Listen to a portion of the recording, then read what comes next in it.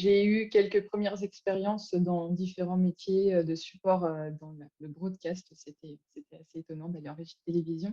Mais j'ai rapidement repris sur un parcours plus technique et donc en développement logiciel.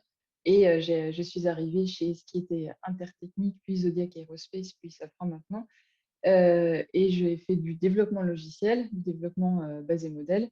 Et j'ai évolué vers les méthodes de développement logiciel au début. Et puis pour supporter les équipes, pour optimiser les processus de développement, pour en plus prendre en compte toutes les contraintes de certification aéronautique qu'on a dans ces domaines-là. Et depuis 3 ans, je me suis réorientée sur le métier d'architecte système et de support au développement du système, donc la définition de méthodes et la mise en place d'outils informatiques pour supporter les conceptions de systèmes, leur vérification. Et c'est un métier passionnant. Et d'ailleurs, qui est un petit peu plus féminin que le métier du logiciel.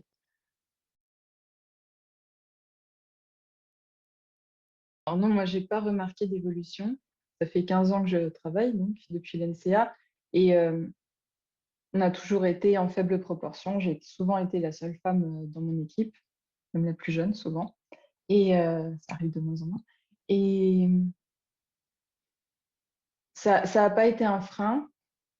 Euh, Par contre, oui, je vois que ça évolue pas, qu'on n'arrive toujours pas à recruter des femmes. Moi, je recrute. Je ne trouve pas de candidates jeunes femmes, donc c'est rare.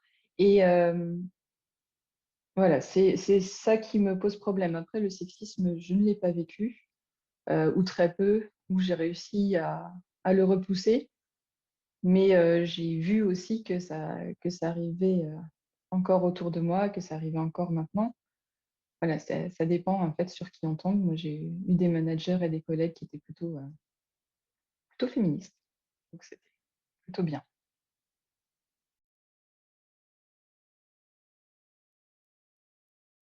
On ne comprend pas pourquoi c'est pas plus féminisé, parce qu'en fait, c'est excitant comme métier, c'est intellectuellement stimulant. J'ai pas de réponse. Après, moi, je m'investis pour justement donner envie aux jeunes filles. Je suis dans une association, je pense que vous connaissez, Elle Bouge, euh, qui fait ça et qui va avoir les lycéennes, qui va avoir les collégiennes pour leur expliquer ce que c'est que notre métier et puis que c'est bien aussi pour les femmes et qu'il n'y a pas de raison, on est tout aussi capable. Euh, je, je ne sais pas. Je ne sais pas. Enfin, si, je sais, c'est que après, c'est comment on éduque les enfants et comment on leur dit ce qu'ils peuvent faire et ce qu'ils ne peuvent pas faire. Moi, j'ai eu de la chance qu'on ne m'ait jamais dit ça, tu ne pourras pas faire. J'ai eu de la chance que mes parents ne m'aient jamais dit on ne m'ait jamais empêché de rien.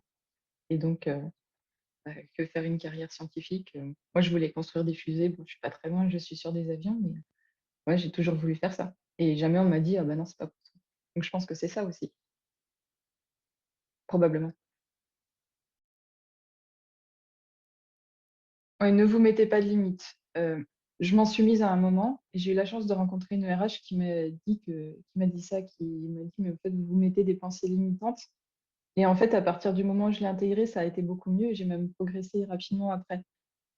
Et la deuxième chose, c'est de faire porter sa voix. C'est pas toujours évident parce qu'on est des femmes, on a des petites voix, on nous a appris à être discrète. Soyez pas discrète. Même si vous avez une petite voix, faites-vous entendre.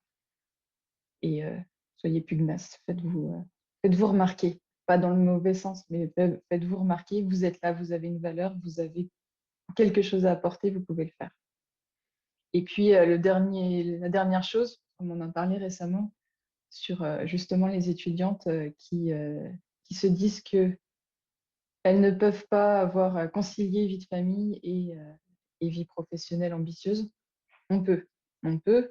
Moi, j'ai 2 enfants, ça ne m'a pas empêché d'évoluer, ça ne m'a pas empêché de faire des projets qui m'amenaient à me déplacer régulièrement. Ça fait 5 ans que je voyage tous les mois, enfin plus depuis un an, parce que par la force des choses, je ne me déplace plus beaucoup, mais j'ai des enfants petits et je me déplace régulièrement et je sais que je ne suis pas la seule. Il y a d'autres anciennes de l'NCA que je connais qui ont le même genre de carrière et on peut faire les deux. Après, il faut avoir le conjoint qui le permette. Mais enfin, je veux dire, pas quelqu'un qui vous autorise, mais quelqu'un qui prenne son rôle de parent aussi. Ça, c'est important. Mais on peut. il y a pas de souci. On peut faire tout, si on le veut, tout ce qu'on veut.